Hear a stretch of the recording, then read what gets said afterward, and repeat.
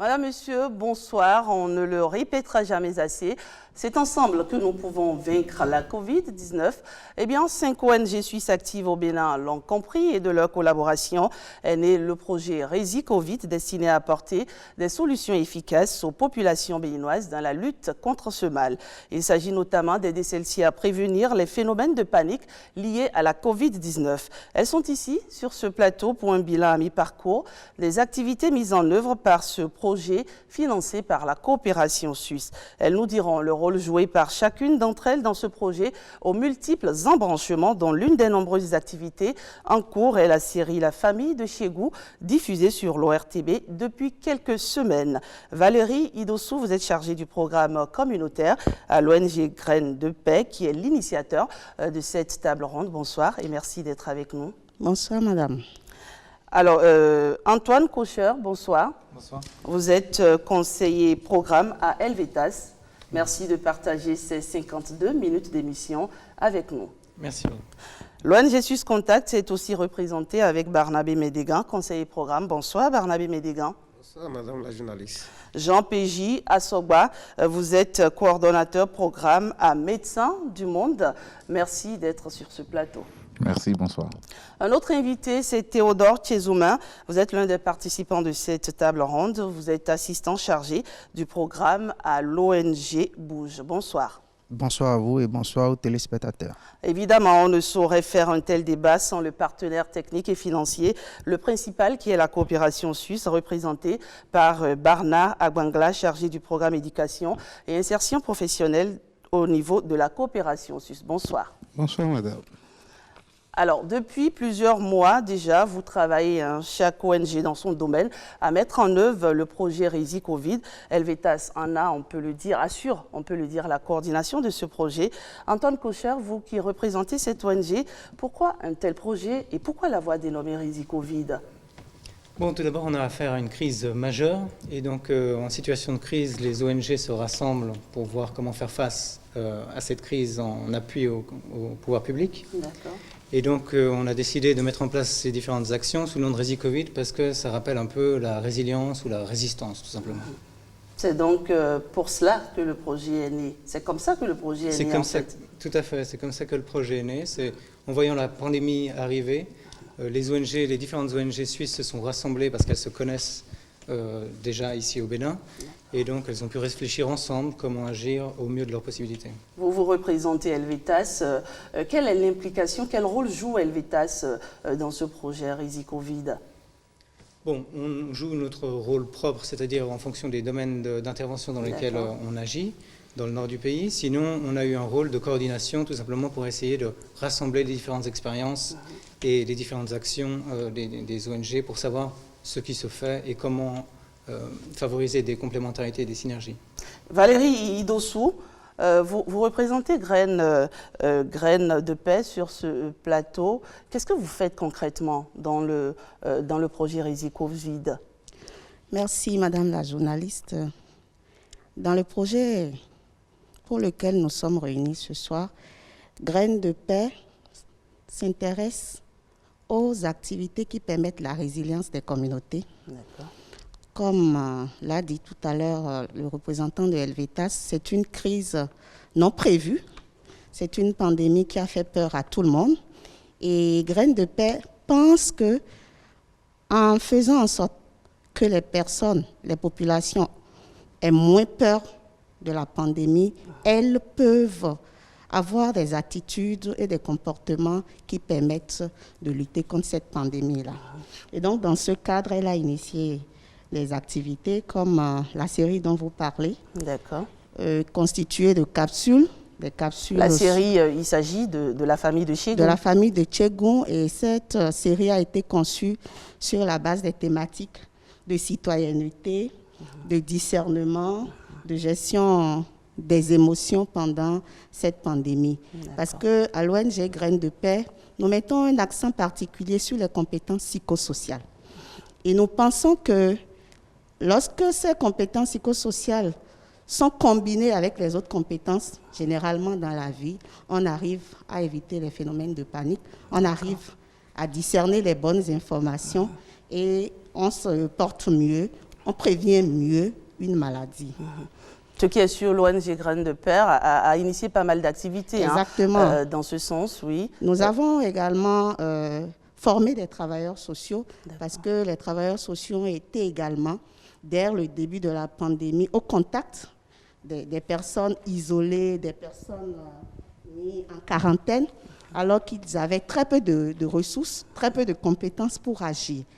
Nous avons essayé de voir un peu avec eux ce qu'il leur manquait et nous avons fait des formations au profit de ces travailleurs sociaux dans les départements de l'Atlantique et du littoral sur la base des besoins qu'ils ont exprimés dès le départ.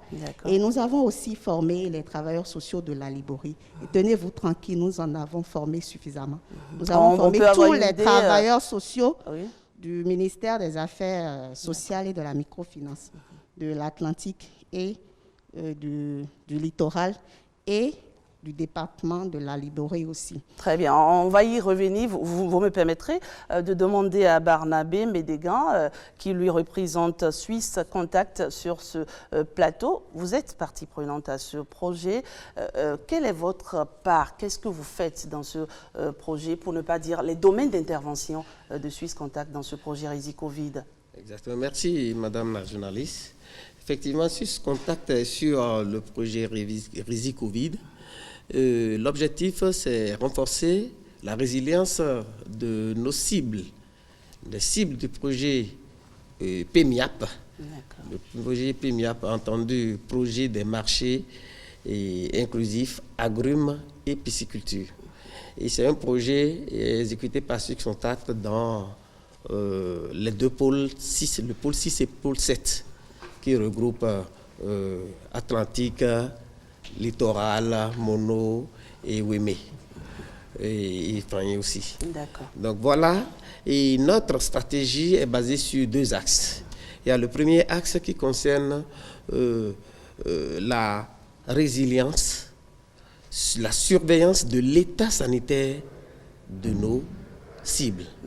Et là, nous voulons appuyer les médecins coordonnateurs des zones sanitaires dans le dépistage, dans la prise en charge. Appuyer en quoi faisant Il s'agira de doter ces médecins coordonnateurs des zones sanitaires des outils nécessaires, des matériels pour accompagner le dépistage et la prise en charge. Le deuxième axe, c'est renforcer un peu le pouvoir économique des femmes en sollicitant de ces femmes transformatrices les plans d'affaires ou les mini-projets, les micro-projets que nous allons financer pour les doter de matériel. Vous allez financer, ce n'est pas encore le cas? Non, ce n'est pas encore le cas, c'est dans la planification.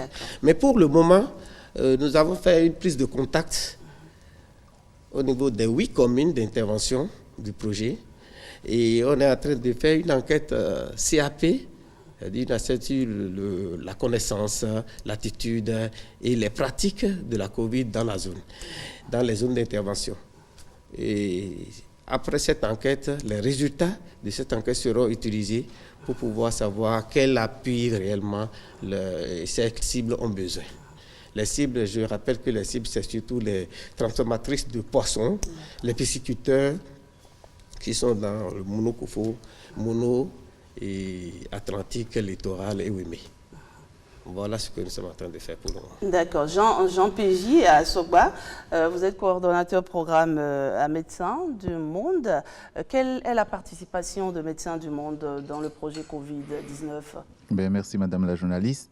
Médecins du Monde Suisse au Bénin appuie le ministère de la Santé et le ministère des Affaires sociales au niveau central comme au niveau décentralisé.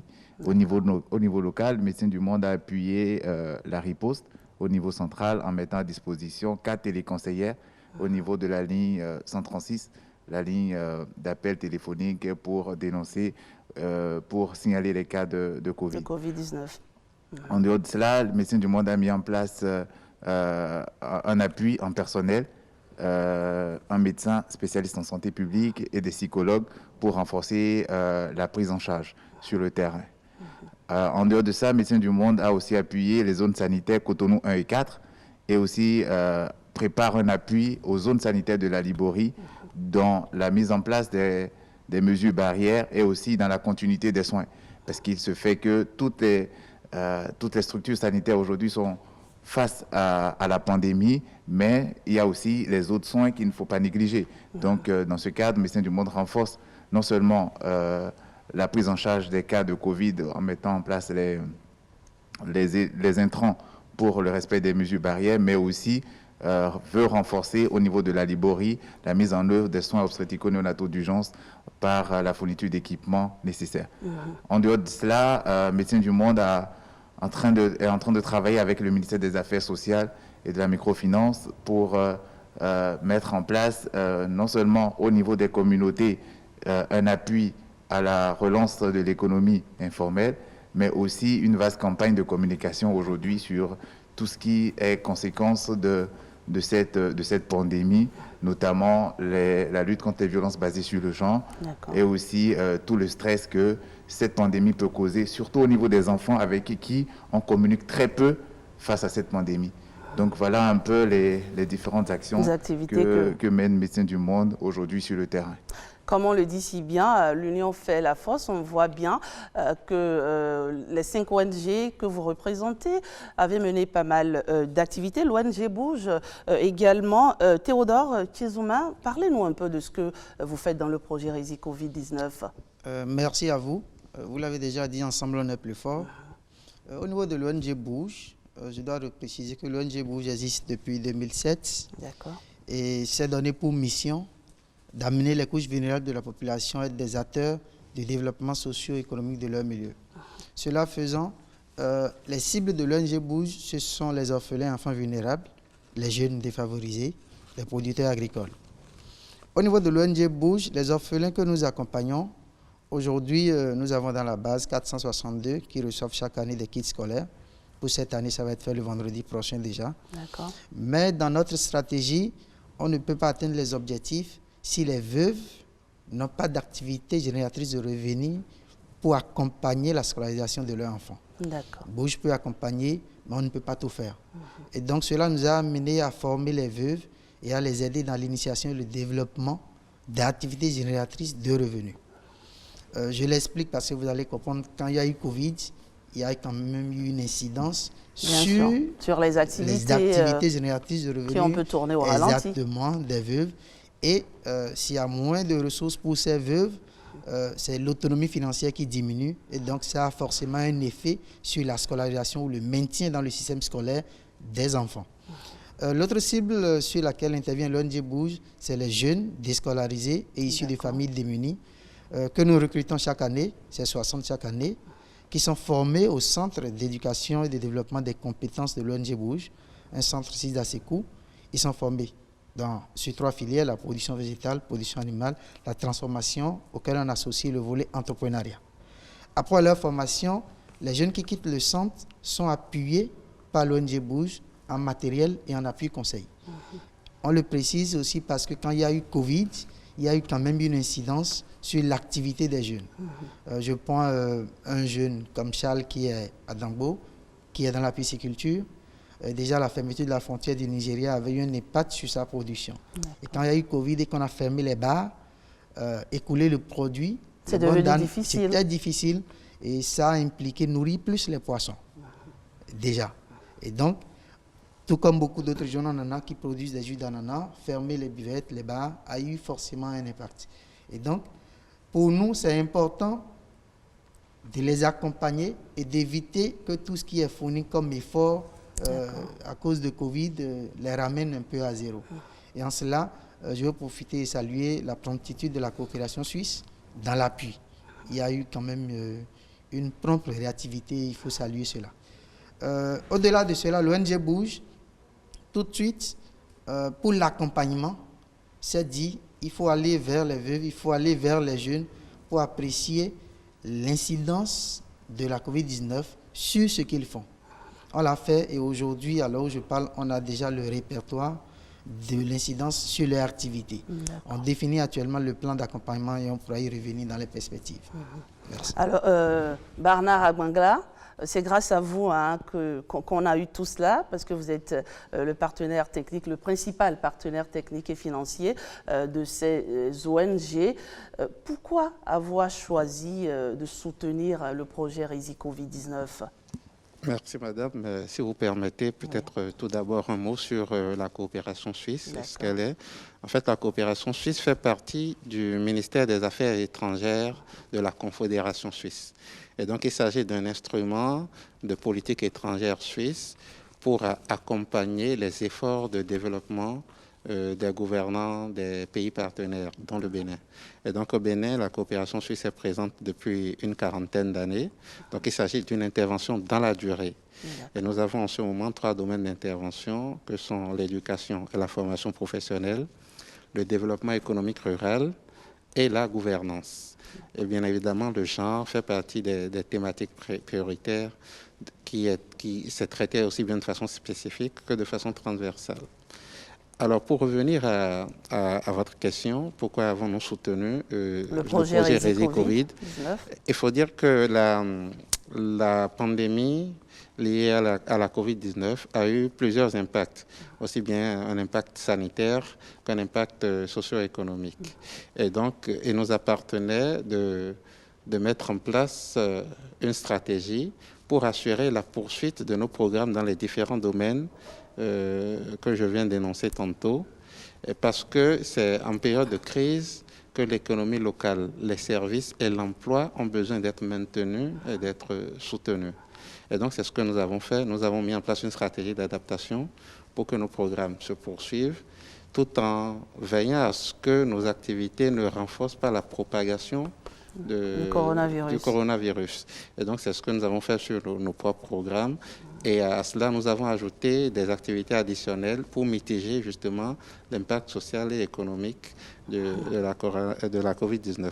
Eh bien, vous savez que compte tenu de l'ampleur de ce phénomène, de cette pandémie, on ne pouvait pas agir tout seul. Et donc, les ONG suisses intervenant au Bénin nous ont approchés et nous ont fait part de ce projet RESI Covid qui nous a paru pertinent et intéressant. Et tout de suite, vous avez dit oui? Et nous avons tout de suite dit oui. Nous avons dit oui, d'autant plus que c'est des ONG avec lesquelles on était déjà en partenariat. Donc, on connaissait leur façon de travailler. Il y avait une connaissance mutuelle. On connaissait la façon de travailler et les exigences mutuelles. Et donc, cela a été facile. Il n'a pas été aussi difficile que ça de mettre rapidement en place un partenariat et de pouvoir réagir rapidement. Voilà ce que je peux vous dire sur... Très bien. Je l'ai dit à l'entame de cette émission, l'une des nombreuses activités menées dans le cadre de ce projet, c'est bien sûr le téléfilm La famille de Chegon. Je vous invite à en suivre un épisode. On revient juste après.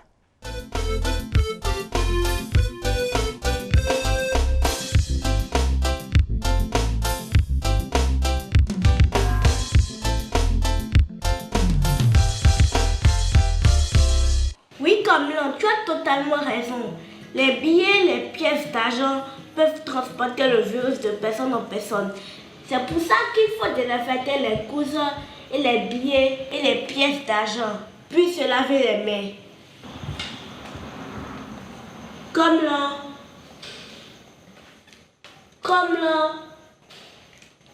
Oh là là, je perds la connexion. Papa, tu peux renouveler le Wi-Fi 4G? S'il te plaît. Quel 4G? Demi-G. Maman. Monsieur le conférencier, es-tu obligé de te mettre en costume pour faire une visioconférence avec tes cousins? T'as pas chaud là? Attention maman, c'est un costume intelligent, doté de climatiseur. C'est la dernière version de costume pour enfants et c'est uniquement sur commande. Waouh. Drôle comme ton père. Dis chérie, pourquoi es-tu si attaché au journal? Qu'y a-t-il de nouveau dans la presse aujourd'hui? Votre cas est sérieux, hein? Comment ça? Et qui me connaît pour écrire à mon sujet? Moi, une infirmière anonyme? Le journal parle des gants et des masques que les agents de santé jettent en pleine rue après usage. Malheureusement, ça pollue nos cours d'eau. Figure-toi que cette pollution nous revient sur la table sous forme de poissons. Comment ça?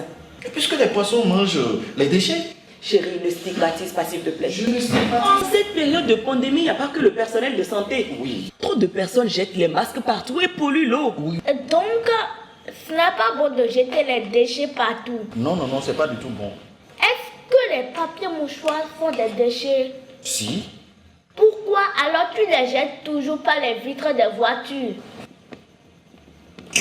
Chérie, je suis témoin de ce que dit ton fils là. Attends, calme-toi. Tu n'es pas le seul à le faire. Et c'est la somme de tous ces comportements qui polluent l'environnement. Maman, toi aussi tu le fais parfois. Mais plus maintenant. Hein? Depuis le début de la pandémie, je suis les règles. Tu es sûr? Mais oui, chérie, attends.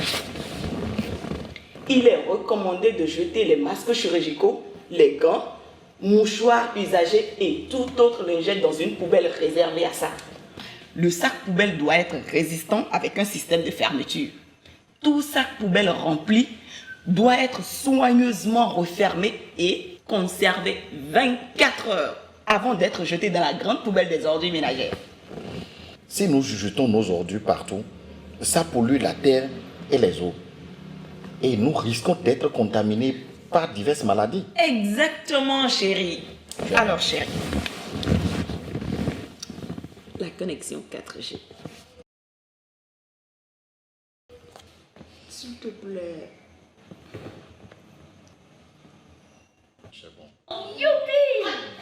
Voilà, vous venez de suivre un épisode du téléfilm La famille de Chiégon. Valérie Idossou, je précise que ce téléfilm est produit par l'ONG Graines de Paix. Pourquoi un téléfilm? Vous auriez pu choisir un autre canal pour communiquer. Oui, merci. Nous avons voulu innover. D'accord. Parce que Graines de Paix, c'est les solutions éducatives innovantes pour la paix sociétale. Et quand vous regardez le téléfilm, vous voyez bien que toutes les cibles de la société sont représentées, les hommes, les femmes et les enfants. Parce qu'en temps de Covid, on a tendance à oublier les enfants. La présence de Chiégon dans ce film rappelle que nous sommes en face d'une épidémie qui concerne tout le monde. Et il est bien curieux. Il est très bien curieux et Chiégon, oui. très intelligent. Et parfois, ses réactions permettent à ses parents de se rattraper. Nous avons plusieurs épisodes, donc les téléspectateurs vont avoir l'opportunité de suivre beaucoup d'autres épisodes. Il faut dire que ça passe déjà sur l'ORTB depuis quelques semaines déjà. Et sur Télévision Carrefour aussi, je crois. Et ce sont des capsules qui parlent de la citoyenneté. Ici, dans cet épisode que nous venons de suivre, vous comprenez très bien qu'il s'agit de l'éco-citoyenneté. C'est des choses qu'on oublie facilement en temps de pandémie et cet épisode vient rappeler ce que nous avons à faire. C'est bien de porter les masques, mais c'est bien aussi vraiment de tenir compte de notre environnement et de pouvoir les faire dégrader de manière correcte. D'accord. Ça, c'était quelque chose d'important. Mais il y a également d'autres épisodes qui vont suivre, qui vont parler du discernement par rapport aux fausses rumeurs. Et ça, on en a eu beaucoup. On a beaucoup paniqué à cause des fausses rumeurs. Et vous aurez aussi des épisodes qui vont aider à la gestion des émotions. Parce qu'à Graines de Paix, nous sommes focus compétences psychosociales. Parce que nous croyons qu'avec les compétences psychosociales, on peut recevoir de bonnes informations, on peut s'éduquer et on peut lutter contre la pandémie. Alors, j'ai posé la question tout à l'heure, mais vous n'avez pas répondu. Pourquoi un téléfilm? Est-ce parce que le message passe plus vite quand on a affaire à un téléfilm ou pourquoi ce canal? Oui, vous auriez pu procéder par affichette? Bien sûr, nous avons aussi des affichettes, mais comme je le disais, nous avons observé ce qui se passe déjà dans l'environnement, nous avons vu qu'il y a beaucoup de messages. Et d'abord, ce sont des messages autoritaires. Ne faites pas ci, ne faites pas ça, ainsi de suite. Donc, tout le monde est crispé dès qu'on commence par passer les messages. Et à Graines de Paix, nous avons pensé que ce genre d'outils pourrait en même temps permettre aux communautés de déstresser tout en apprenant ce qu'il faut. C'est à la fois divertissant et informatif. Exactement. Et vous savez, les images ont un grand effet de sensibilisation.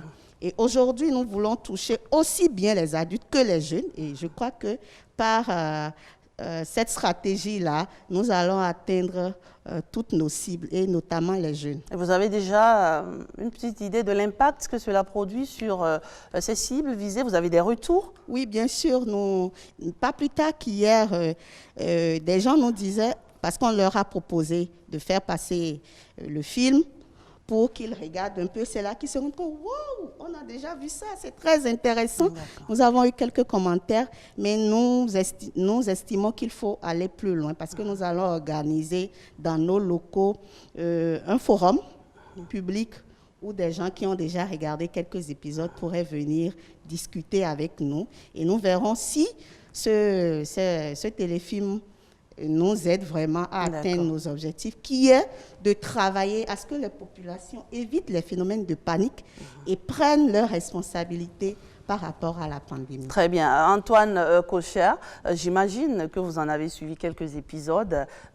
Votre impression sur ce téléfilm que nous venons de suivre?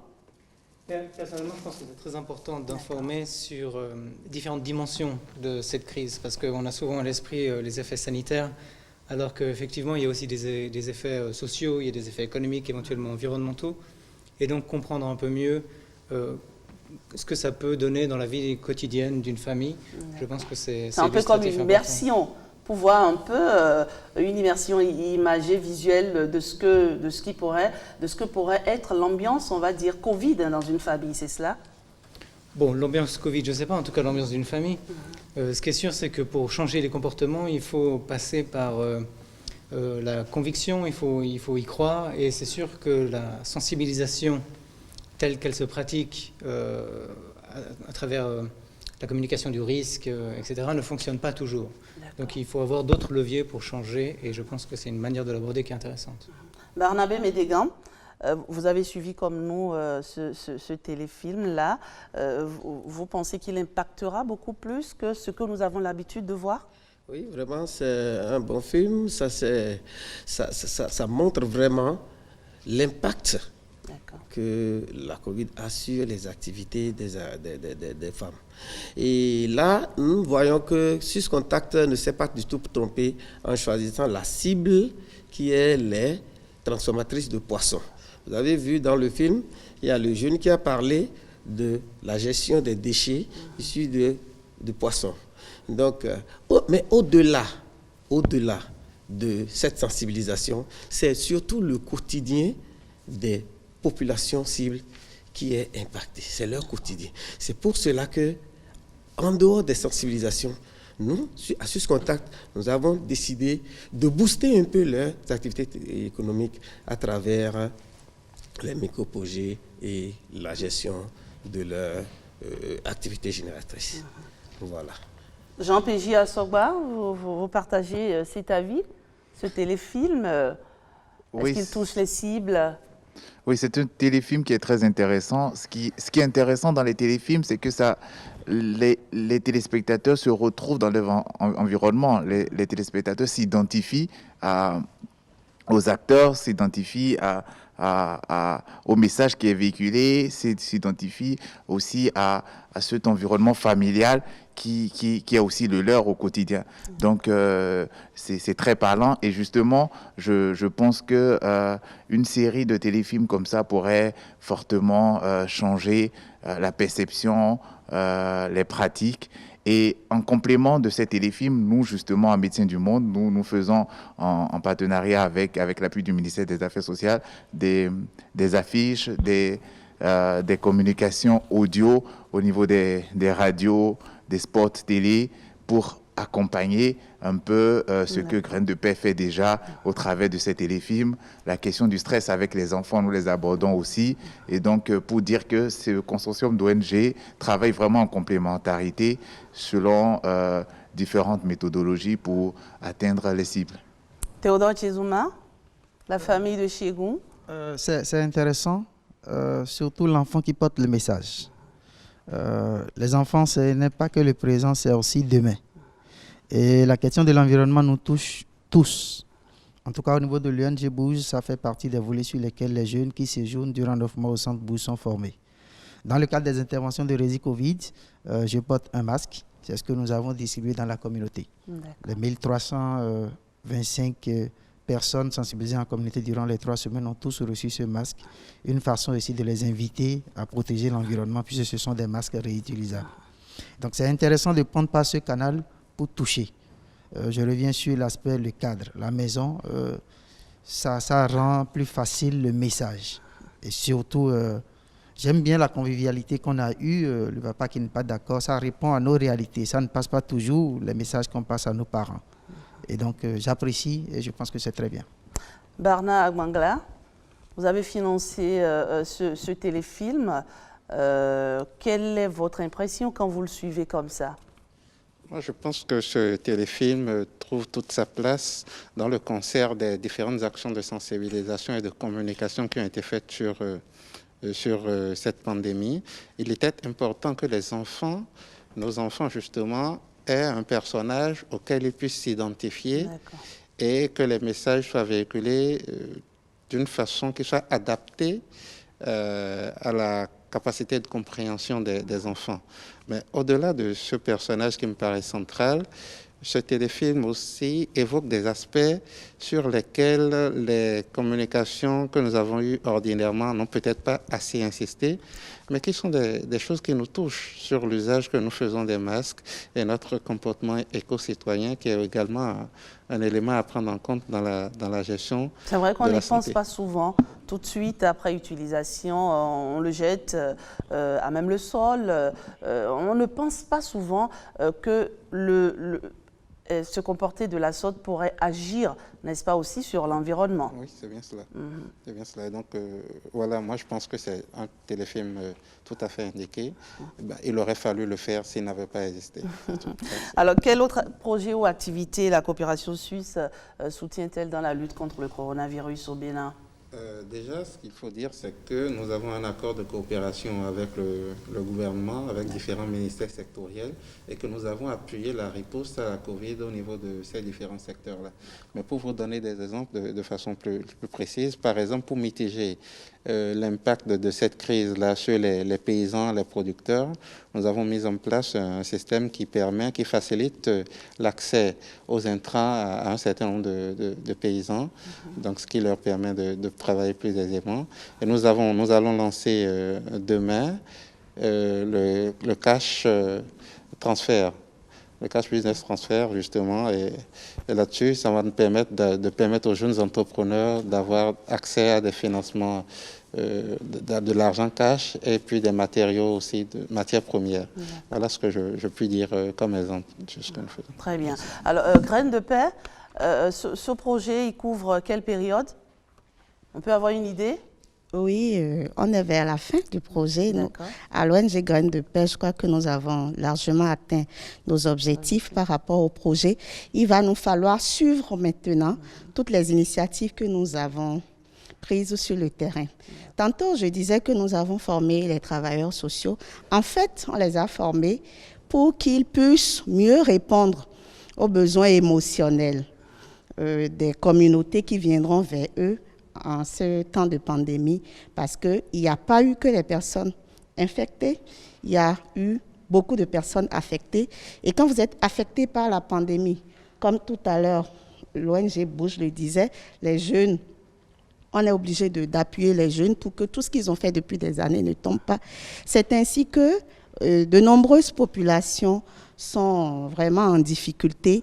Et quand elles sont en difficulté, elles perdent espoir, elles perdent courage et elles peuvent venir parfois au niveau des services sociaux. Donc, les travailleurs sociaux que nous avons formés sont aguerris désormais à gérer avec cette communauté le stress et toute autre problématique psychosociale liée à la pandémie. Et ça, vraiment, ils ont apprécié parce qu'il n'y avait pas ce focus-là pendant que nous sommes venus vers eux. Voilà. Alors, vous l'avez dit, c'est pratiquement la fin du projet. Quelle va être la suite au niveau de Graines de Paix? La suite va être faite essentiellement de suivi. Le téléfilm va continuer. Nous allons énormément diffuser sur les réseaux sociaux aussi parce que ça fait partie de la stratégie. À part la télé, on aura ça sur YouTube, on va diffuser sur des liens, ainsi de suite, pour permettre à un plus grand nombre de Béninois de pouvoir avoir accès aux épisodes qui sont déjà passés.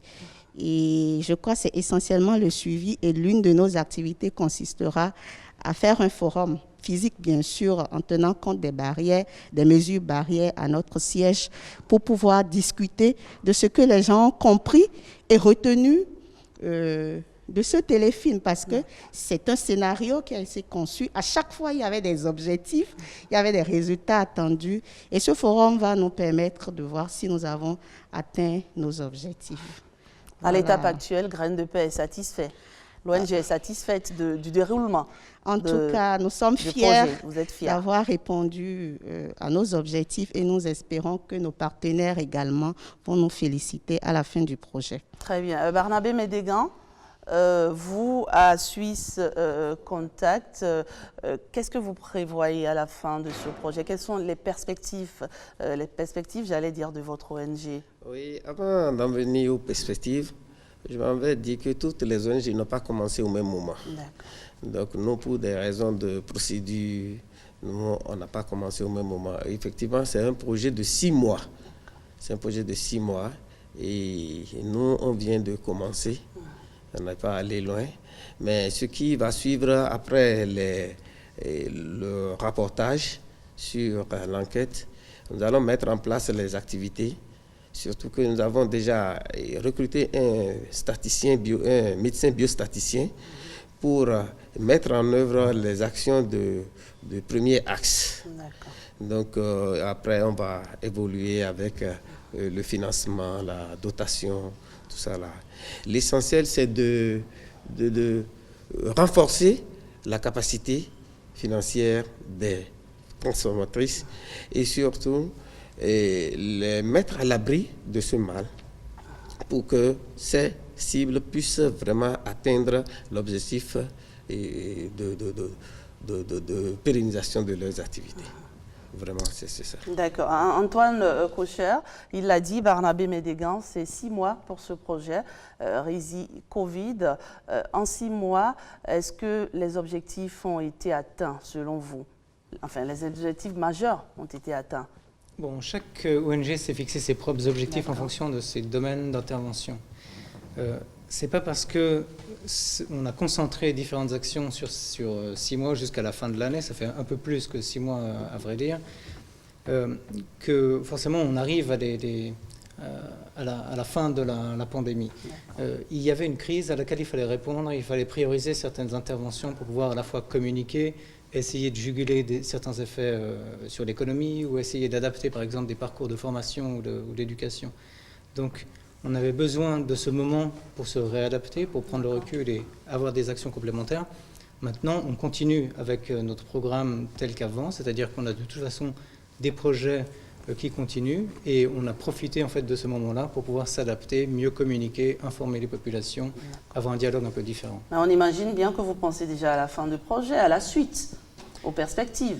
Oui, tout à fait. Mais comme je vous dis, en fait, c'est des actions qui se sont greffées sur des projets qui existent déjà. C'est-à-dire, nous avons des domaines d'intervention dans lesquels on fait des activités et on a greffé là-dessus certaines interventions pour communiquer, pour faire de l'information, pour adapter les cursus, etc.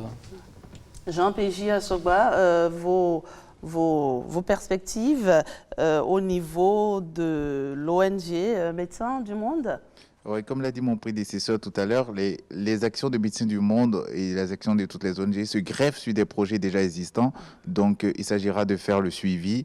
Et donc, ces activités ont un ancrage déjà au niveau de nos zones d'intervention classiques et donc viennent en appui, viennent renforcer juste ce qu'on faisait d'habitude. Donc on avait l'habitude de travailler avec ces zones sanitaires, on avait l'habitude déjà de travailler avec ces populations et donc c'est juste une suite logique. Donc ça va être le suivi. Il faut préciser qu'au niveau de Médecins du Monde, il y a encore d'autres activités qu'on tend à mener, donc notamment l'appui aux zones sanitaires de la Liborie, les activités génératrices de revenus aux femmes autour du marché d'Antokpa sont autant d'actions qu'il reste pour nous à être mises en place, la formation en éducation financière, donc autant d'activités que nous restons à implémenter, mais le suivi sera fait au décours de nos projets classiques dans ces zones d'intervention. Et à l'étape actuelle, est-ce qu'on peut dire que vos projets impactent, vos activités, j'allais dire, impactent vraiment les cibles?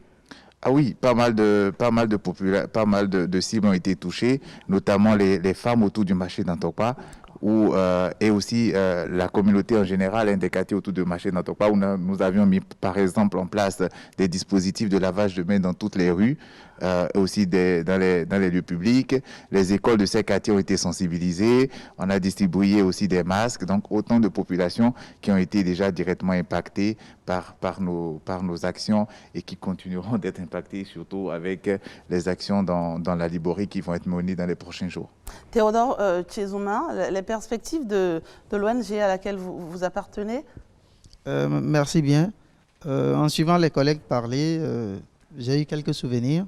En juillet, quand on allait en communauté pour sensibiliser, vraiment, on était touché par le besoin en termes d'information, en termes de masques, en termes d'orientation vers les centres de dépistage. Et aujourd'hui, quand on voit ce qui est fait, on se dit qu'il y a encore beaucoup à faire.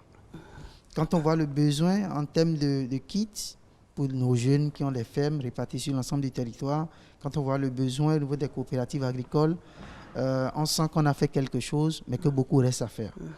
Pour nous, c'est maintenant que le plus dur commence. Parce qu'on a toujours insisté, comme on l'a dit, sur l'aspect santé de Covid, mais sur le volet socio-économique, il reste encore beaucoup à faire. La pandémie est toujours là, certes, mais les effets socio-économiques sont à venir encore. Et pour nous, aujourd'hui, c'est maintenant que commence le plus dur. On a un répertoire aujourd'hui des incidences, tant sur les AGR des veuves, qui sont accompagnés par Bouge, que sur les 643 jeunes formés qui entreprennent dans le domaine agricole. Et c'est maintenant qu'il faut, actuellement, nous définissons le plan d'accompagnement en tenant compte de la Covid, en tenant compte des secteurs dans lesquels se trouvent les groupes de jeunes. Et maintenant, nous avons la responsabilité de les accompagner et de veiller à ce que la veuve puisse continuer son AGR et puisse continuer par donner même si c'est 25 francs, 50 francs pour encourager le maintien dans le système scolaire de l'orphelin. C'est maintenant que commence pour nous le plus dur en termes d'accompagnement du jeune, qu'il puisse s'en sortir et drainer dans son sillage 1, 2 de plus, qu'on puisse voir les conditions meilleures qu'on souhaite. Et bien sûr, vous regardez du côté de la coopération suisse, qui est votre partenaire technique et financier. C'est bientôt la fin de ce projet, Barna Agbangla. Est-ce qu'au niveau de la coopération suisse, vous pensez déjà à la suite? Oui, bien évidemment. Déjà, en termes d'action pour maintenant et pour la suite, nous avons un partenariat avec le Programme alimentaire mondial pour soutenir à la fois l'alimentation scolaire au niveau des cantines, mais aussi faire en sorte que les vivres soient produits principalement par les paysans au niveau local. Donc ça participe de la résilience. Et pour la suite, il faut dire que la Covid va affecter nos façons de travailler et de penser tant que la crise est là. Et donc il s'agira pour nous d'adapter nos programmes, de continuer à réfléchir à la mitigation des effets et puis de continuer le dialogue avec les différents partenaires, de joindre nos efforts à ceux des autres partenaires techniques et financiers pour venir en appui aux efforts du gouvernement et de tous les acteurs pour répondre à cette crise. Donc nos programmes vont se poursuivre en s'adaptant à la Covid et il est probable que nous accompagnons d'autres initiatives. Voilà ce que je peux dire. Merci. Voilà, c'est déjà la fin, ça passe très vite, 52 minutes, c'est déjà la fin de cette émission. Antoine Kocher, votre mot de la fin, très rapidement. Je pense qu'il y aurait besoin encore de solidarité parce qu'effectivement, comme on l'a rappelé, les effets économiques vont se poursuivre sur le long terme quand même. Et donc, espérons qu'on ne relâche pas nos gestes barrières pour pouvoir endiguer en tout cas la propagation de ce virus. Et restons solidaires pour la suite. Restons solidaires, c'est le mot d'ordre de Helvetas Bénin. Voilà. C'est cela. Alors, et Valérie Idossou, vous, votre mot de la fin? Oui, je pense aussi solidarité.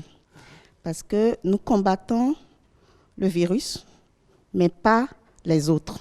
Donc, nous devons continuer à être solidaires pour venir à bout de cette pandémie. Barnabé Médégan, c'est ensemble qu'on pourra y arriver. Vous le croyez, dur comme fer? Absolument, c'est ensemble qu'on pourra remporter le défi. Et moi, je m'en vais d'abord remercier le partenaire pour cet appui vraiment important. Et je m'avais dit qu'au dernier moment, dans ces derniers temps, on constate qu'il y a eu un peu de relâchement au niveau de la population. Il ne faut surtout pas baisser la garde. Et déjà, nous sommes en train de réfléchir pour voir des stratégies novatrices pour pouvoir relancer les activités dans ce sens. Vraiment, c'est ça et il faut que la population sache que ce n'est pas encore fini et la lutte continue. Merci. Jean-PJ Assogba, ce n'est pas encore fini, il ne faut pas baisser la garde, respect des gestes barrières.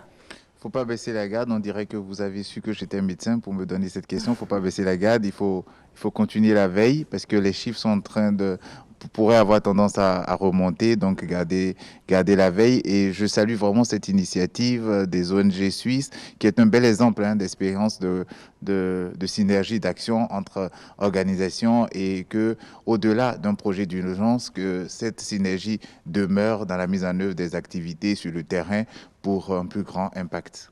Théodore Tchezouma. Je dirais simplement maintenons le cap, redoublons d'ardeur dans le travail. Et merci à la coopération suisse pour la promptitude. Continuons dans l'effort et on aura un mieux-être. Barna Bangla, c'est grâce à vous qu'on a tout ça. Comme on dit chez nous, c'est vous qui sortez l'argent. Votre mot de la fin? Oui, je pense que nous devons continuer à rester mobilisés pour répondre à cette crise et à ses conséquences. Et nous devrons nous préoccuper de trouver des réponses immédiates pour soulager les plus vulnérables d'entre nous, mais aussi trouver des réponses structurelles pour continuer à résister et continuer à faire avancer les choses. Donc, restons mobilisés. Voilà, merci à tous d'être venus sur ce plateau. 52 minutes pour parler de ce que vous faites dans le cadre du projet Rési Covid. On l'a compris, pas mal d'activités ont été menées. Certaines activités sont en cours, d'autres viendront après se greffer à celles qui sont en cours. Bon courage à vous. Merci de nous avoir suivis à la maison.